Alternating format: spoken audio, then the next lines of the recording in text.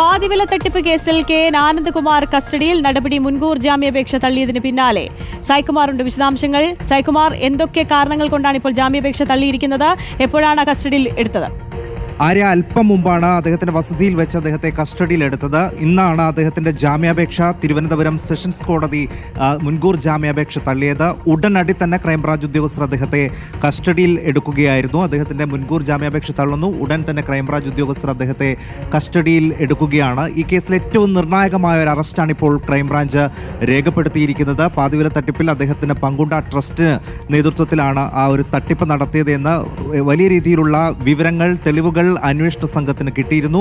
ആ സാഹചര്യത്തിൽ അദ്ദേഹത്തിന്റെ അറസ്റ്റ് ഏത് നിമിഷവും ഉണ്ടാകും എന്ന് തോന്നിപ്പിക്കുകയും ചെയ്തിരുന്നു. അതിനിടയിലാണ് അദ്ദേഹം മുൻകൂർ ജാമ്യാപേക്ഷയുമായി കോടതിയെ സമീപിച്ചത്. ഇന്ന് ആ മുൻകൂർ ജാമ്യാപേക്ഷ തിരുവനന്തപുരം സെഷൻസ് കോടതി തള്ളിയ ഉടൻ തന്നെയാണ് ഇപ്പോൾ അദ്ദേഹത്തെ അറസ്റ്റ് ചെയ്തിരിക്കുന്നത്. തിരുവനന്തപുരം സെഷൻസ് കോടതിയാണ് ഈ അപേക്ഷ തള്ളിയത്. ഉടൻ തന്നെ ക്രൈംബ്രാഞ്ച് ഉദ്യോഗസ്ഥർ അദ്ദേഹത്തെ വീട്ടിലെത്തി കസ്റ്റഡിയിൽ എടുക്കുകയാണ്. നിലവിൽ ആനന്ദകൃഷ്ണനുമായി ബന്ധപ്പെട്ട നിരവധി പരാതികൾ, അദ്ദേഹം അതിലൊരു മെന്റർ മാത്രമായിരുന്നില്ല.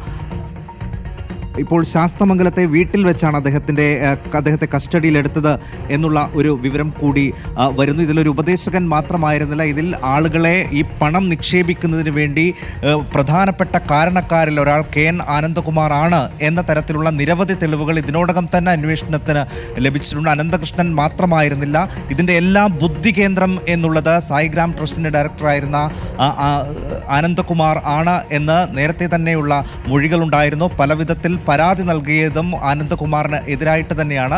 തുടക്കഘട്ടത്തിൽ അദ്ദേഹം ഇതെല്ലാം നിഷേധിക്കുന്നുണ്ടായിരുന്നു. പക്ഷേ നമ്മളടക്കം പല വിധത്തിലുള്ള തെളിവുകൾ ഇതിൽ ആനന്ദകുമാറിൻ്റെ ഇടപെടലുമായി ബന്ധപ്പെട്ട് നൽകുകയും ചെയ്തിരുന്നു.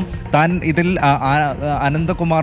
അനന്തകൃഷ്ണനുമായി ബന്ധപ്പെട്ടുള്ള ഒരു ഇടപെടൽ മാത്രമാണ്, ട്രസ്റ്റ് എന്ന രീതിയിൽ മാത്രമേ ഇടപെട്ടിട്ടുള്ളൂ എന്നതൊക്കെയുള്ള മൊഴികളും പ്രതികരണങ്ങളുമാണ് അദ്ദേഹം നടത്തിയിരുന്നത്. പക്ഷേ അതങ്ങനെയല്ല എന്ന് തോന്നിപ്പിക്കുന്ന നിരവധി തെളിവുകൾ പുറത്തു വരികയും ചെയ്തിരുന്നു. അദ്ദേഹത്തിൻ്റെ അറസ്റ്റ് അന്വേഷണ സംഘത്തെ സംബന്ധിച്ച് വളരെ നിർണായകവുമായിരുന്നു. അതിനിടയിലാണ് അദ്ദേഹം മുൻകൂർ ജാമ്യാപേക്ഷ നൽകിയത്. ആ മുൻകൂർ ജാമ്യാപേക്ഷ തള്ളിയ ഉടൻ തന്നെയാണ് അദ്ദേഹത്തെ ഇപ്പോൾ കസ്റ്റഡിയിലെടുത്തിരിക്കുന്നത്. ശാരീരിക അസ്വസ്ഥതകൾ പ്രകടിപ്പിച്ചതിനെ തുടർന്ന് ഇപ്പോൾ അദ്ദേഹത്തെ ആശുപത്രിയിലേക്ക് മാറ്റുന്നു എന്നുള്ള ഒരു സൂചനകൾ കൂടി വരുന്നുണ്ട്. ദേഹാസ്വസ്ഥ്യം അനുഭവപ്പെട്ടതിനെ തുടർന്ന് അദ്ദേഹത്തെ ഇപ്പോൾ ആശുപത്രിയിലേക്ക് കൂടി മാറ്റിയിട്ടുണ്ട്. അല്പം മുമ്പാണ് അദ്ദേഹത്തിൻ്റെ മുൻകൂർ ജാമ്യാപേക്ഷ തള്ളിയത്.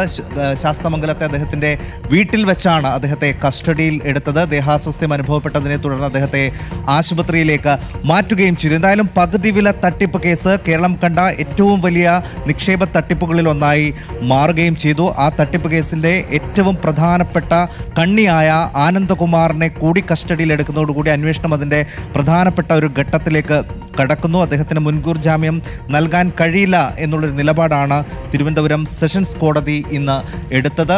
ആ കേസിൽ ഇപ്പോൾ അദ്ദേഹത്തെ കസ്റ്റഡിയിൽ എടുത്തിരിക്കുന്നു. ശാസ്തമംഗലത്തെ വീട്ടിൽ വെച്ചാണ് അദ്ദേഹത്തെ കസ്റ്റഡിയിൽ എടുത്തിരിക്കുന്നത്. എന്തായാലും ഈ കേസിനെ സംബന്ധിച്ച് ഏറെ നിർണായകമായൊരു നടപടിയാണ് ഇപ്പോൾ ക്രൈംബ്രാഞ്ചിന്റെ ഭാഗത്ത് നിന്ന് ഉണ്ടായിട്ടുള്ളത്.